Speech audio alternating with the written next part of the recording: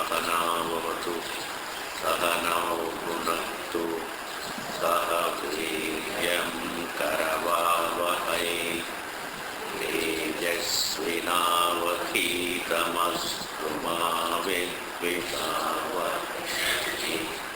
ॐ शान्ति शान्ति शान्तिः। श्रुतिस्मृतिपुराणानाम् आलयं करुणालयं नमामि भगवत्पादा शङ्करं लोकशङ्करं शङ्करं शङ्कराचार्यं केशवं बादरायणं सूत्रभाष्यकृतं वन्दे भगवन्तौ पुनः पुनः।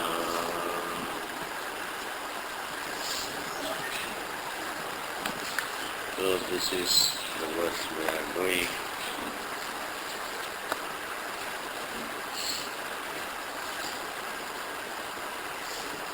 So prabhavapyayau iti utpatti pralayoho prayoga darshanat.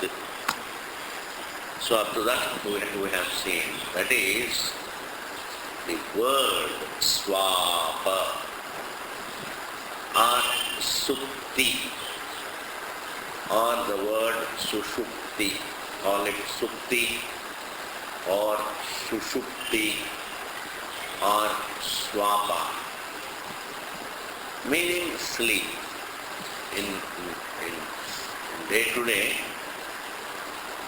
language, day-to-day common parlance, when we talk to people and we use the word supti, we use the word sushupti. We also use the word swapa, Sanskrit words. But it is always used in the sense of sleep. What does sleep mean? It is called swapiti. Swapiti matlab swapa, meaning going back to oneself. It's nothing else. It's not a state of blackout. A state of tranquility, a state of absolute tranquility is interpreted as a state of blackout. You see, blackout of what? Blackout of the form, not blackout of the one who experiences the blackout of the form. There is no blackout of experience. There is experience pertaining to the blackout of the form. Because it's not possible it is not possible for the experience to have a blackout. It's not possible there can be a blackout of experience. That's illogical. It creates a logical problem. Because if somebody were to say that experience has a blackout, then what is the proof? If experience has a blackout, then what is the proof? Then again we have to depend upon experience. It is my experience that it is a blackout. If it is your experience that it is a blackout, then your experience has no blackout. Experience is there. It is my experience, there is no form in sleep. If somebody were, people have to say this. It's my own experience that there is no form in sleep. Okay. It's my own experience. The body was not felt in sleep. It's my own experience. Everybody says this. It's my own experience. The body was not felt. It's my own experience. The world was not felt. That means the very absence of the form and the very absence of the body, the absence of the thought, the word, is evidenced by experience. But you can never have a state in which there is no experience, because every state must be a state of experience. Therefore, it's not possible. You know, experience can't be negated because that happens to be the truth. Because truth has no negation. Awareness is another term for experience. Awareness has no negation. Therefore, experience has no negation, because experience and awareness are one and the same. That is the truth. What I experience has negation, but that I experience has no negation. The same logic we have to follow. What I see changes, but the one who sees doesn't change. That I see doesn't change. And therefore, this particular word swapiti, used by the Shastra, is, when it uses the word swapiti, it means that in sleep man goes back to himself. That is the meaning. In sleep man goes back to himself. Swam apito bhavati. That is the word meaning. That is the etymological sense of the word swapiti. Like we can never use the word disappearance for anything. The word disappearance is not accepted in Vedic culture. In fact, the word disappearance is not possible. The word disappearance cannot be used, because there is no such a phenomenon called disappearance. It's not possible. Even according to one's logic, it is illogical. Because you don't have an instance in which something disappears. But we have every instance proving that something goes back to its source. You see, when we say the wave disappears, it means only, it is just saying it goes back to its source, means the water renounces the waveness and remains itself water. There is no disappearance. The word disappearance is a frightening term. The word disappearance is a frightening term. We use frightening terms and then we get frightened of them. It's like, you see, we entertain a frightening belief and then get frightened of it. Aur kya? Because fear doesn't come except from my own thinking. There is no fear. Fear stems from my thinking. Like when I say there is bhoot, that thinking creates fear. Not bhoot creates fear. Similarly, the thinking that I am subject to death creates fear. That thinking creates fear, not death creates fear, because there is no death. The future doesn't create fear, but I keep thinking all frightening things about the future. I keep on thinking all frightening things. Therefore, and then I imagine frightening things and get frightened and then say, the future frightens me. Hey, the future is not frightening you, your frightening thoughts are frightening. Your frightening thoughts are frightening you. Not future is frightening you. Therefore, this particular word disappearance, that it disappears has no meaning. Because there is no such a phenomenon called disappearance.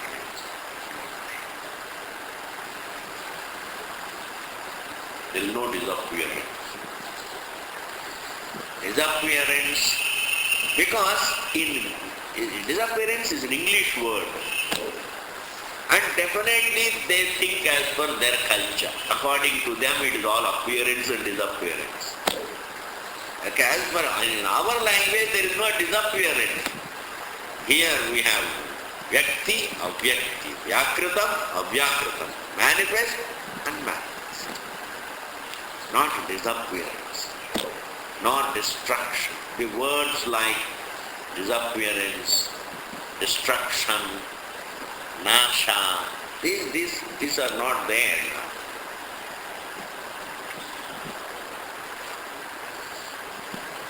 Therefore, Sushupti, it means the jiva renounces the identity that doesn't belong to him and then remains himself. That means a false identity resolves unto the very soul.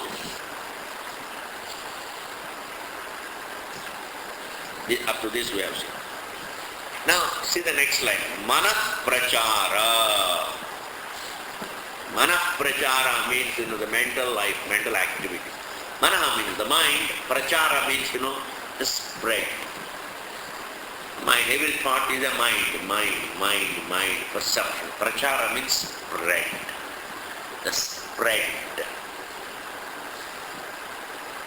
So when you see it, this is manah prachara. It's a thought. Seeing a form, hearing a word, taste, touch, smell. These are all what? Manah prachara. It's all manifestation of thought. It's just thought. Prachara is just a word. It means it's like you see, the wave world is a vast world of waves. Can be called as Taranga Prachara. Did you hear that? हाँ थोड़ा सुनी ले लेते हैं. When there is a vast world of waves, what is it called? Taranga Prachara. Taranga Prapancha is also called Taranga Prachara. Prachara means apne aap publicizing themselves. Presenting themselves. It's called Prachara.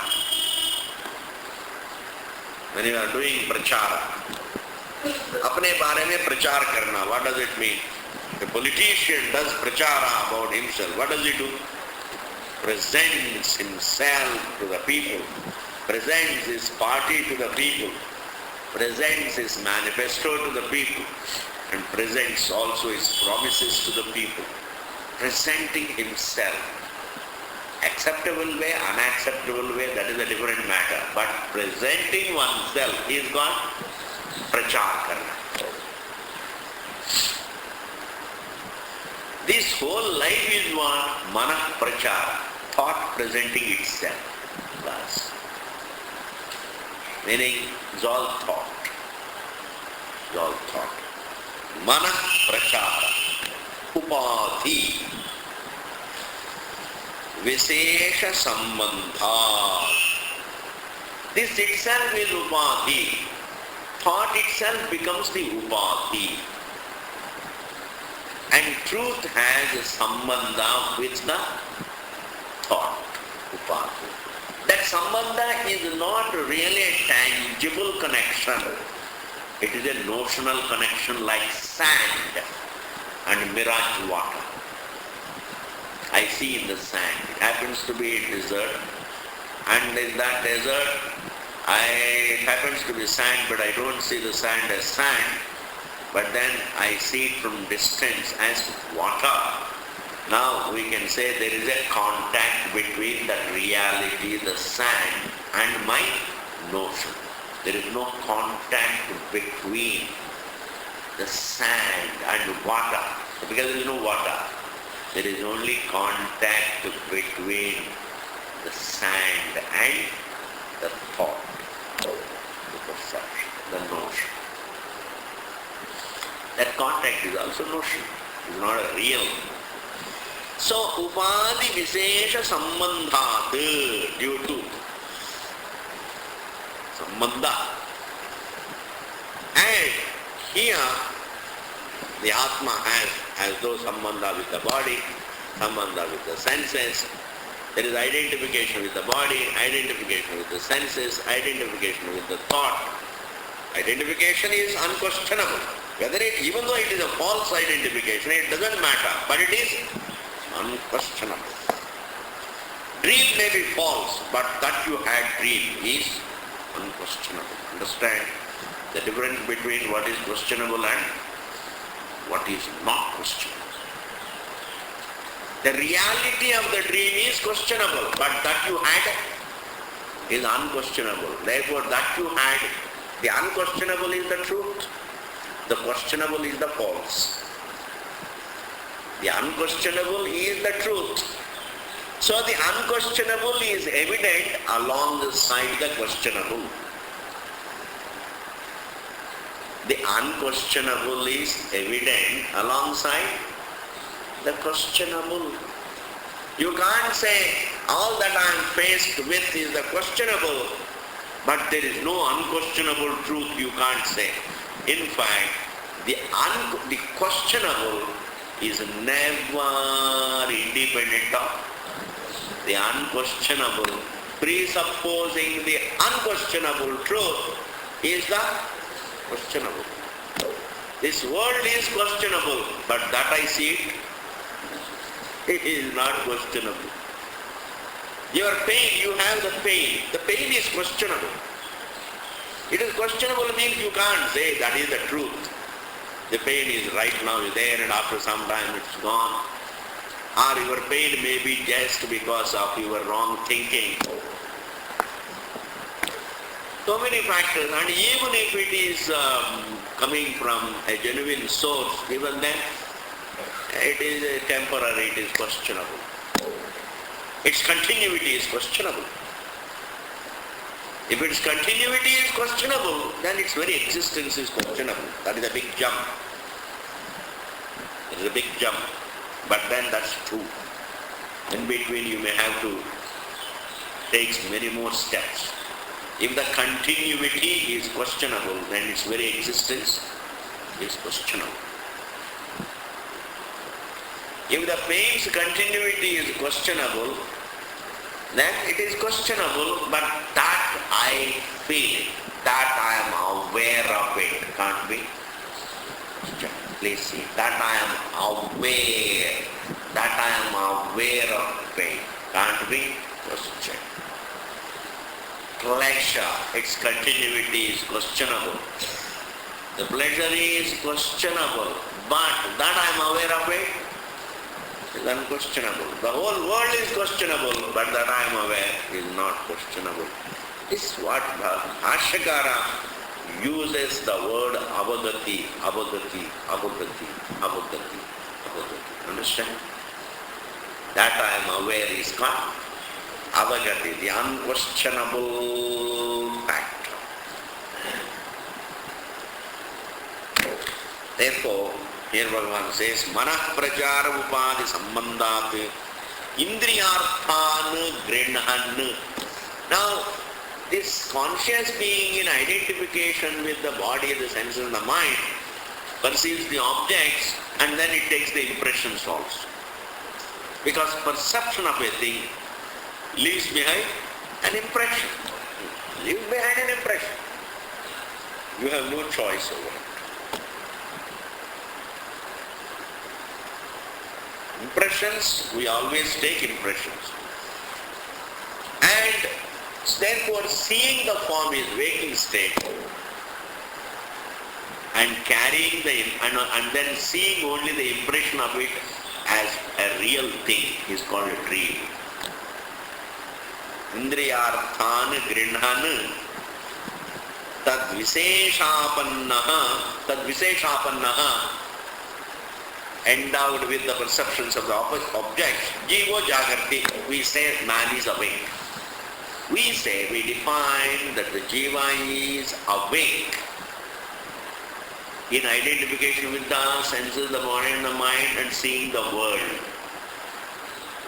this identification is questionable, but that what is unquestionable is only that I am aware. What I am aware can be questioned. Even identification can be questioned. Why? Because it begins and ends. If you can question the continuity, you question its existence.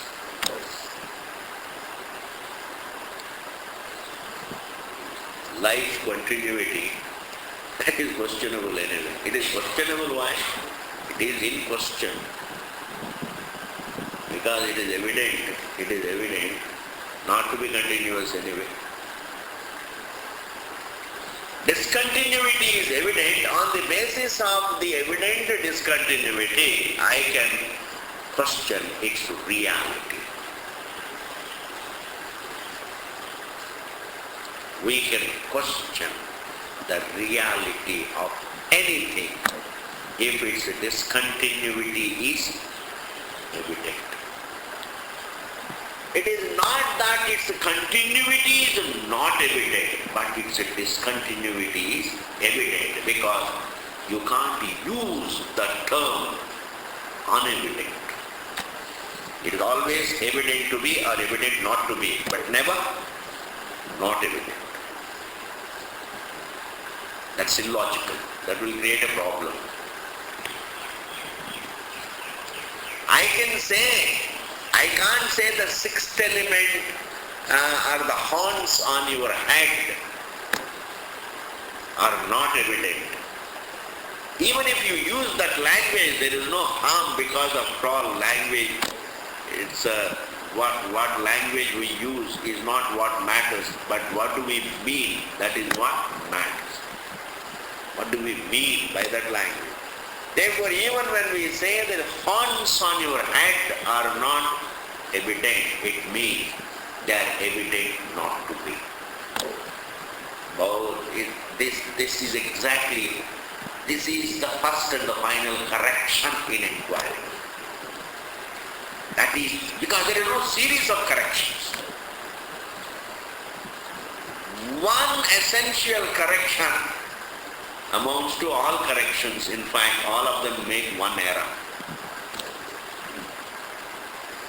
And the most essential error is, I think in terms of evidence and non-evidence. Evidence and non-evidence means awareness and non-awareness. I think in terms of experience and non-experience, which is wrong. Therefore, it should be, it's evident to be, it is evident not to be, thus there is always evidence. There is no negation of evidence. There is no negation of evidence. Meaning there is no negation of awareness, because that is the final evidence. That is the only, that is the sole evidence. To be aware, jnanam is the evidence. I am aware is the evidence. I am aware is the evidence. That I experience is the evidence. That I experience is the evidence. And that is, call it anubhava, call it awareness, call it atma. It is knowledge. Therefore here, what is the definition of a waking state? The waking state is truth in identification with the upadhi. Looks to be related to the objects. That state of equation and relation. False equation and false relation, that state is called waking state. Consciousness is not a form, but it finds itself, let us say, equated with the form. Consciousness has no second, but yet it looks to be standing in relation to the other. Thus, one is equation, the other is dvaitam. This equation is called, we call adhyasa, and because of adhyasa there is dvaitam, the other. This is called waking state. Now see, he is going to define what is dream state. The definition definition that he is giving of the dream state is from the waking point of view. The definition that he is giving of the dream state is only from the waking point of view, not from the very dream point of view. There is a concessional definition.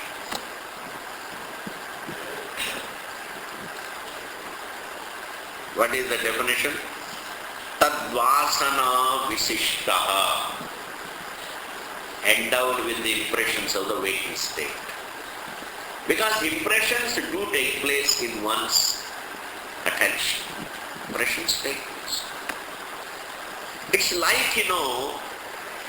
when I see the snake, it is an error. Then I close my eyes and it leaves behind an impression of the snake, that is also an error. You may call it an impression. You may call it an impression. But as long as you think it is real, then the impression is called impression. But from another point of view, that it is snake is an error. And the snake impression also is an error. Snake memory also is an error about the rope. If both are errors, then what is the difference between perception and impression? What is the difference? Perceiving snake and remembering snake. I see the snake there, and again I remember the snake there, because when I remember an object, I remember the place. I remember the place and everything. Because memory, when I remember an object, I remember along with its spatial location, along with the desha, along with the kala, along with the avastha, the pura ke pura. When you think of your son is in somewhere in America, then when you remember your son, and then you remember America, you remember the city in which he lives, and if you have been there and you remember the colony also, and the flat also, and the place where he generally sits down, relaxes, वो पूरे के पूरा आ जाएंगे. You see? Similarly, I see the snake, it happens to be rope, I judge it as a snake, and then I close my eyes and remember the snake. What I am telling is, snake perception is an erroneous judgment about the rope. Snake memory also is an erroneous judgment. Let us not call it the impression of an error. What you call an impression is an error. Error doesn't leave behind an impression. The impressions left behind are errors. Very big. This is, over this point, we have volumes of debates in the Shastra. What did I say? Over this point, we have volumes of Mimamsa. Does an error leave behind an impression? Does an error perpetuate itself through its impression? Some people say error leaves behind impression, then again impression leads to perception. Error leaves behind impression. Impression leads to error leads to impression. Impression leads to an error. Like this, they create really each alternate. That's how it perpetuates itself. This is dismissed by Bhashyakara saying, impression is not the impression of an error. What you call it, impression of the snake. That it is snake is an error about the rope.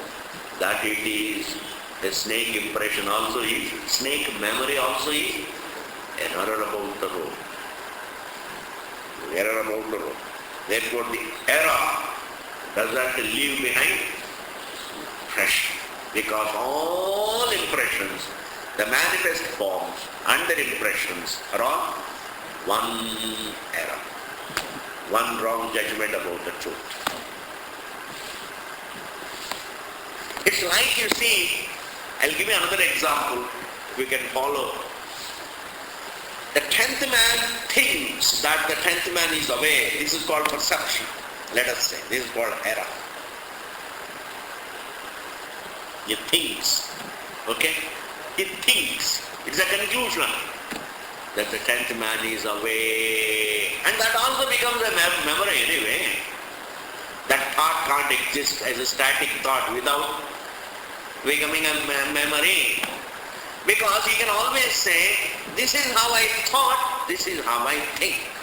I knew, that means what? The 10th man is away, I knew. The 10th man is away, I know. I knew his memory, I know his perception.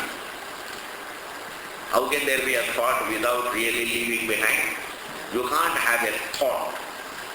You can't have a thought without its becoming memory, impression. Therefore, this particular definition of the dream given here is from the waking standpoint. That is given here. Tadvasana visishtaha, endowed with the impressions, endowed with the impressions of the waking state. Swapnan pashyan, seeing the dreams. Here Swapnan means, seeing the dream forms, seeing the dream objects, seeing the dream events, everything. It's like, within the dream also you see and you remember. There is a memory in the dream. If you really do mimamsa of your dreams. In the dream, when you really closely look back at the dreams, just as here there is perception memory, there also there is perception memory. But what I see is dreamt. What I remember also is dreamt. They are not outside dream. All pairs of opposites in the dream, love in the dream is dreamt, hate in the dream is dreamt. Reason in the dream is dreamt, result is also dreamt. That I go up the tree is a reason and came down crashing, that is the result. So the reason is dreamt, the result is dreamt.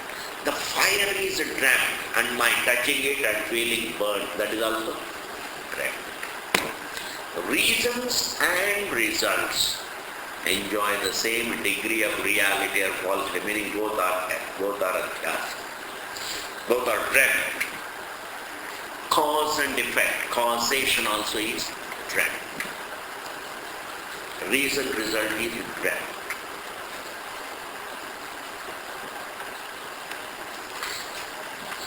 Effect is an effect because of the cause. Cause and effect are related to each other. You can't say one is the truth, the other is an error. You can't say. Causation in its entirety is dreamt. And causation means chain, everything. Truth and error relation doesn't come under causation. If I am seeing the rope, I am judging the rope as a snake, then I can't say rope is the cause for snake. There is no cause. Because wherever there is causation, if there is a causation between the rope and snake, if there were causation between the rope and snake, then wherever there is rope, it should generate snake. That is a law. There are causal norms. There are norms of causation. Therefore, judging the rope for snake, that rope is not the cause of the snake. Nor the person, the observer is the cause. Because the one who sees the rope creates the snake, I can't say, because in that case everybody should be able to, every observer of the rope should be able to create the snake. That is why Karikakara says, hey, the snake that you saw in the rope neither went back into the rope, nor it goes back into the mind. Why? Because There is no snake. Therefore, don't say the effect goes back to the cause. ऐसा कुछ नहीं. Thus, causation is within error. Reason, result, within error. All kinds of means and ends also come under. बहुत बड़ी बात है जी, what you are hearing. All means and ends. All sadhanas and sadhyas. Action is the means, money is the end. Both are. Like all actions that you performed in the dream are dreamt, and the fruits of those actions that you gained in the dream are also dreamt. These are all called relationships. The all related things come under a dream. Clear? That kind of dream, tadvasana visishtaha swapna, that's why here he is using the word plural. He is using the plural number. He doesn't say seeing that dream, he says seeing the dreams. Seeing the multiplicity, seeing many things dreamt. Swapnan pashan manashabda vacho bhavate. Dream can be called the mind. The whole dream can be called the thought. Manashabda vacho bhavati. The entire dream can be called thought. There is no harm. Because thought is a word that conveys something in contrast to the being. Thought is not a word. Thought is a word that conveys something called the thought in contrast to the non-thought, the being. The word thought, as per the Vedanta Shastra Mimamsa comes and tells, thought points out the contrast between thought and the being, and the mundane world interprets the word thought as something different from the object of thought. The world thinks in terms of the difference between, when we use the word thought, then the world interprets it as different from the object. Thought as different from the object of thought. Thought as different from the object. Vedanta doesn't say thought as different from the object. Thought as different from the truth, the being. Because all that is there is only the truth and the thought. One is Atma, the other is thought. What about the object? A object is not other than the thought. It is thought looking like an object. Thought includes the object, if you so like it. If you don't want to feel, if you don't want to discover that object is thought looking like an object, because there can never be an object in the awareness. In awareness you can't have objects. And the entire universe is felt within the attention of the being. Therefore you can't have mountains in awareness. Like you saw mountains in the dream. They are not tangible mountains. They are all thoughts looking like things. Thoughts looking like things. This particular sentence, even 1,000th time, it comes and slips. It doesn't make man look blank. You see? Therefore, thoughts, when we use the word in the world, in this vyavahara, in this vyavaharika prapancha, in this vyavaharika jagat, in this mundane society, when we use the word thought, we interpret it as something different from the object of thought. Whereas Vedanta comes and points out thought as different from, as distinct from the being which is non-thought. Hey, how can you say thought as different from the object which is also a thought? What a way. How can you say thought as different from the object which is also a thought anyway? Is it totally unlike? thought, as this, and therefore the viveka is done by the Vedanta between thinking and the being, not between thinking and the objects of thinking. It is the Buddhists who do it.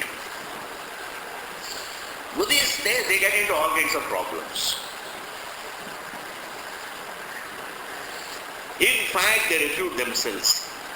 Because the clumsiness with which they initiate the argument, it is very, very self-defeating. The clumsiest. But still the South Delhi names of go to Buddhism to learn that. Hey, there must be something called self-respect. Self-respect, not because self-respect doesn't refer to Hinduism or anything. We are educated. We can't fall for bluffs.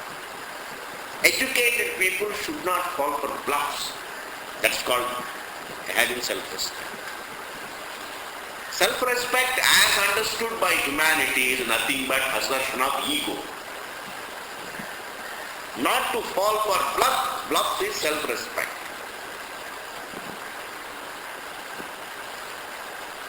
To fall for bluffs is lack of self-respect. Educated, but I keep on falling for bluffs. I don't think. Somebody says something, and I say, therefore, Vedanta doesn't really, Vedanta doesn't talk the language of thought and object. Vedanta talks the language of thought and the truth. Buddhi and Atma. Why? Because for it the whole universe is Buddhi Rupaha. It is Buddhi. Therefore, here he says, Swapnan Pashyan Manashabdavachyo Bhavati. Okay, he has given the definition of two states, waking and dream. Now what is the deep sleep state? Now see, he says, because now we are doing a topic. We are just trying to grasp every bit of the term. Swapiti, Swapaha, Swapnaha, Swapaha, Swapiti, Suptihi, Sushuptihi. These are all what? Etymologically mean going back to oneself. To stand the actual. The false resolving back unto the actual. The false resolving back unto the actual as it were. That is called Swapna. And now here you see. Sa upadhi dvaya uparame. This upadhi dvaya. These are the two upadhis. One upadhi is the waking upadhi, the other is the dream. Waking thought is one upadhi, dream thought is another upadhi. Therefore, thought itself is upadhi for the truth. What is the upadhi? And the truth is there right in that thought. I am the form is a thought, I see the world is a thought. And that thought is the upadhi for Atma. Clear? These two upadhi dvaya uparame. Upadhi. Dvaya two. Uparama means resolution, not disappearing. Uparamana means shant ho jate. Uparame. Sushupta avasthayam, in the state of what we call deep sleep. Upadhikrita visesha abhava. All that I saw in the Jagrat and Swapna is absent. Because it has a laya, it is not there. From its point of, from here we say it has dissolved, but from there it's not. There is no anubhava of resolution. Like you see, in Sushupti, when you think back about Sushupti, recollect Sushupti and make an objective statement without any prejudice about the Sushupti. Can you say this world had resolved there or this world was not there? Not there. Freedom from the world. Make an objective restatement of your own experience of deep sleep. Describe your own deep sleep very objectively, without any unnecessarily, without trying to, color it through whatever you had heard. Deep sleep, what is deep sleep? When you wake up a person, you say, was there a world? No. Did you feel the body? No. Did you feel anything? No. See, hear, feel anything means only 5 things. 5 perceptions. I didn't see a form, there was no form, no sound, no taste, no touch, no smell, nothing. Nor there were forms, nor there were senses, nor the will, nor the sense of an individuality with which I see them here. This is all gone. Is it your belief or experience? My own experience. Absence of all this. In other words, freedom, my freedom from them is anubhava, correctly stated, because you can never come across absence. You only come across yourself free from something. Absence of something means myself free from that something. You can only be free from the other. Not that you can come across the absence of the other. You can't. Even when you refer to the absence of the other, it is a wrong statement. Actually, what is there? When the other is not there, it is not the absence of the other. It is presence of myself minus the other. Therefore, the anubhava refers to the presence of oneself. Because there is no anubhava of the presence or absence. Because presence of the world means presence of myself with the world. Absence of the world means presence of myself free from the world. There is no anubhava of the presence of the other, nor anubhava of the absence of the other. There is only anubhava of the presence of oneself with the world or without the world. We can never come across an anubhava of the other. Therefore here it says Sushupta avasthayam upadhikrita vishesha abhavat swatmani pralinaha iva. When the waking is not there, when the dream is not there, that particular state is not a state of the abhava of both. It is a state of the presence of oneself. And that presence of oneself is as though called going back to oneself. It's a statement made by the Shruti. But in actuality, going back to oneself means freedom from the other. Freedom from the other is otherwise called going back to oneself. That's the way he said, Swatmani pralinaha iva. As though man goes back to oneself. There is no going back to going forward. Freedom from the other. Like when the waves subside, not that the water goes back to itself. Water is free from the other, waveness. Water is free from the other. Like the dreamer really wakes up. Now can we say the dreamer has gone back to himself? What does it mean? I wake up. Now I have come back to myself.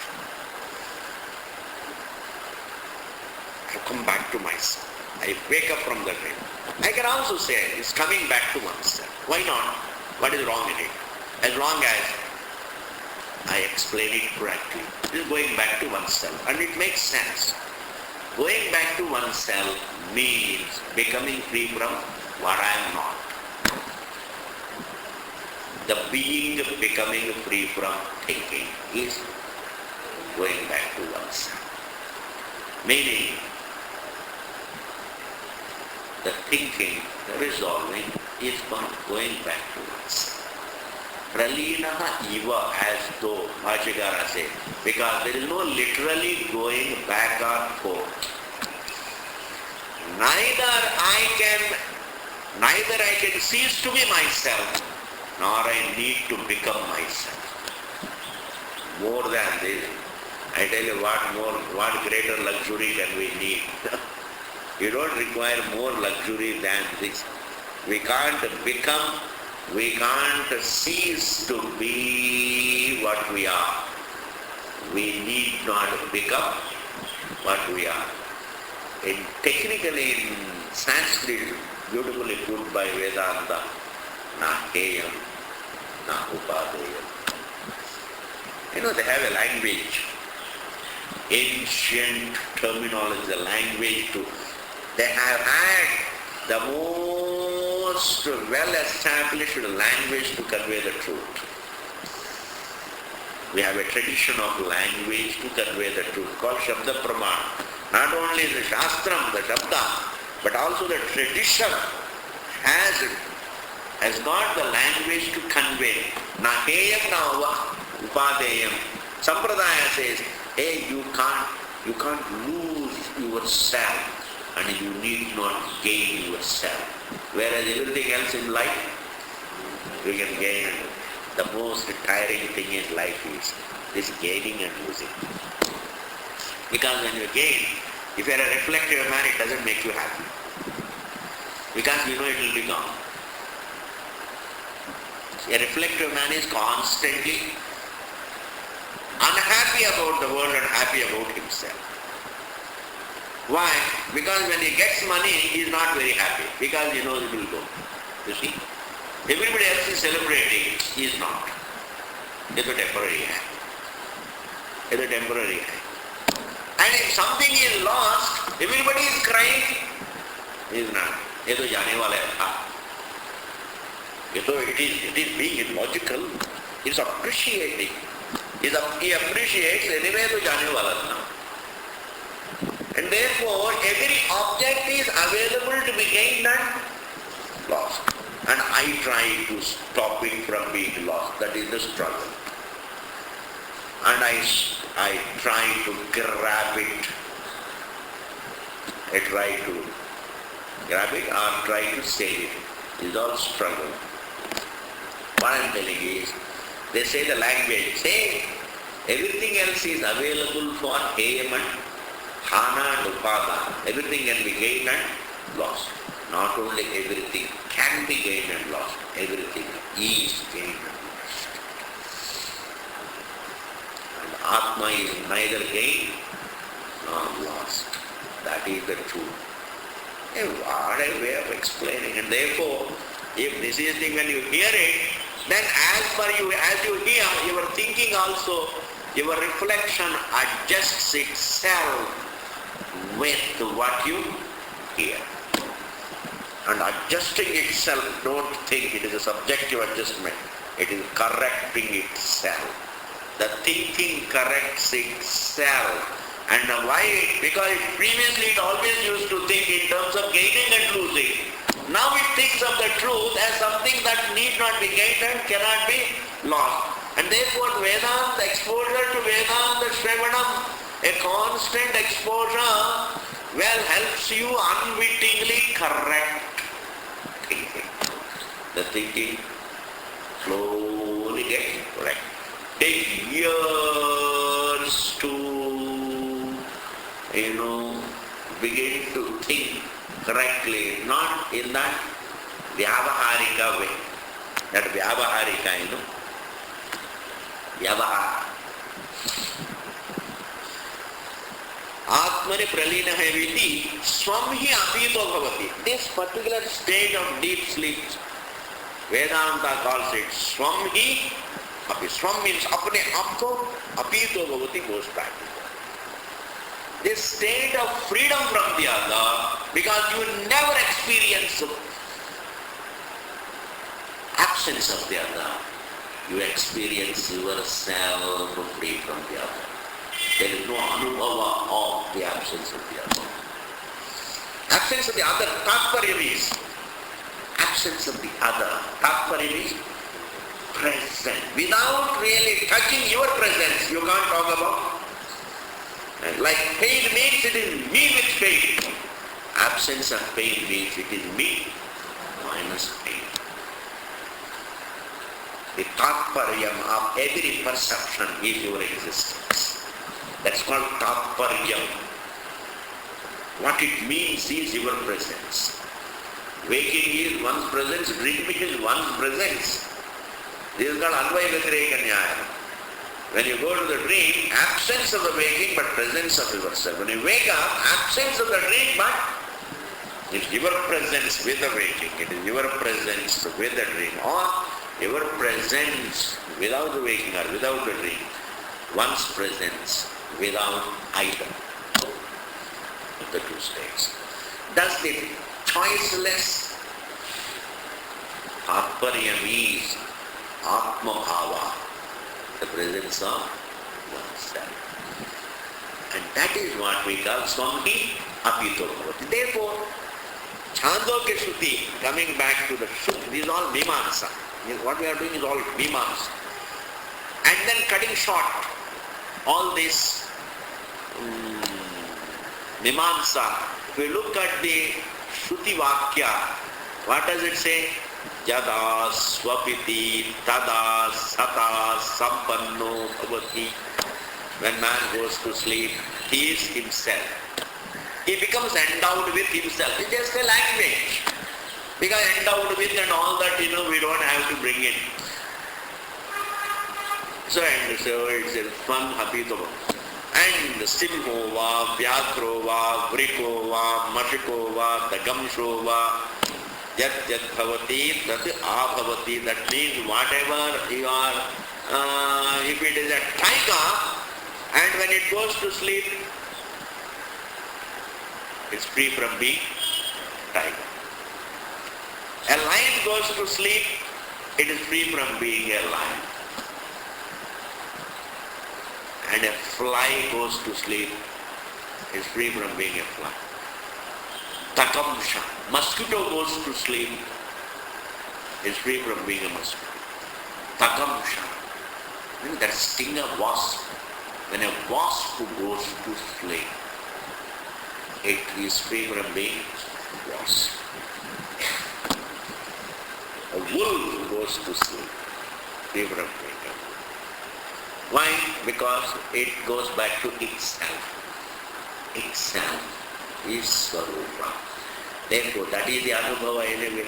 Therefore, you can't look at deep sleep state as absence of everything, blackout. Why? Because I have already said, there is no Anubhava of blackout. What you call blackout is one's presence free from the form. Otherwise there can't be Anubhava. There is no Anubhava. Because if there is Anubhava of the form, then there should be no Anubhava of yourself.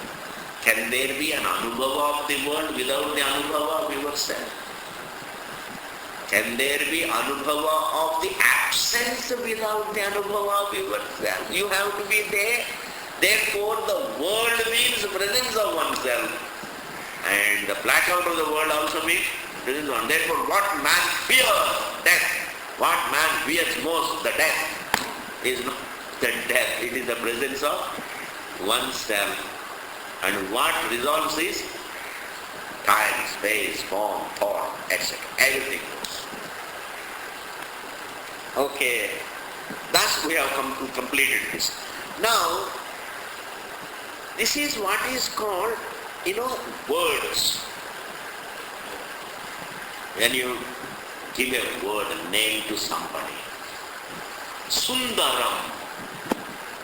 That is too ugly. So, anyway, by other stand, it is ugly. But the name is Sundaram. And his name is Lakshmipati. And begging. You see, this is Lakshmipati, begging. These are all just only meaningless words, misnomers. These meaningless words. Here, what Shastra is going to say now is, Swapiti is not just a name given to Sushupti. It is explanatory word. This explanatory word on the basis of the root. An explanatory word is different from just giving a name. It's not a name, it's an explanatory word, abhitanam. Swapiti, swapaha, sushupti is not just a word, a name given to sushupti, but it is an explanatory word. This is going to say that. Like even water, like even the heat, tejaha. We have certain explanatory terms for the water. Why the water is called Ashanaya? Because it takes what you eat. It digests and takes it all over. That is why it is Shanaya. The heat takes the water. It takes the water everywhere, and the heat is called pipasa. Pipasa. So the water, the heat acts on water, and water acts on what you eat. And accordingly they get a word. That word is not just the name. That word is an explanatory word. In that way, don't look upon Swapiti as just a name given to Sushupti for identification.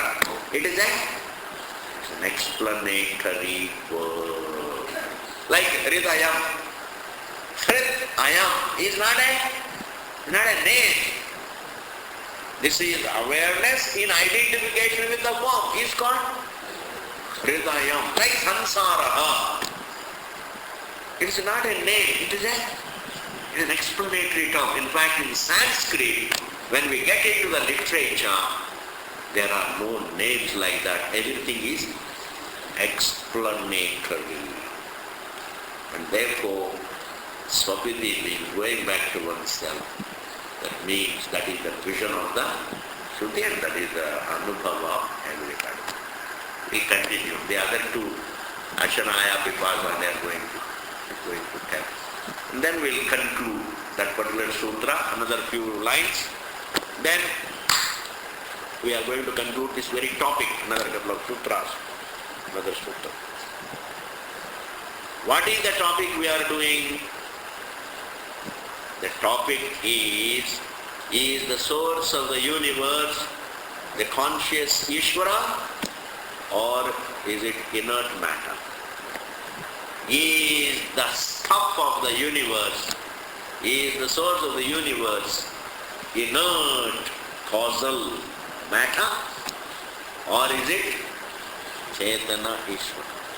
If the source were the inert matter, then this sentient being can't go back to matter. This conscious being can't go back to matter. But this conscious being only going back to conscious being is Swarupa. Neither conscious being can go back to matter nor matter can go back to consciousness, because even when we say that the waking resolves or dream resolves, it is not the matter that is resolving, it is only the thinking that we can't say the entire dream matter goes back to oneself. It is not the dream matter. The dream thoughts can resolve. Thoughts can resolve. Therefore, if man can go back to the conscious person, can go back to himself, the conscious person, the absolute, if that is the resolving point, then definitely that should be the source of everything. If the resolving point were matter, then that should be source of everything. But Sushupti is the unquestioningly the resolving point. You have no other experience of resolving point. You can't think of a resolving point anywhere else, because the resolving point is in Anubhava. Otherwise, discussion about the truth would be impossible. There is a resolving point called the deep sleep. And that resolving point is not matter, because if that is matter, then it should not be anubhava rupam. But deep sleep state, it is freedom from matter. It is freedom from thought. It is my freedom from thought. It is one's freedom from the world. Therefore, if a conscious being can go back to himself, the conscious being, the absolute, then definitely the absolute conscious being should be the source of everything. This is the topic. Pradhanavadi is being dismissed. Om Purnamadaha Purnamidam Purnat Purnamudachyate Purnasya Purnamadaja Purnameva Purnashyate Om Shanti Shanti Shanti. Hari Om.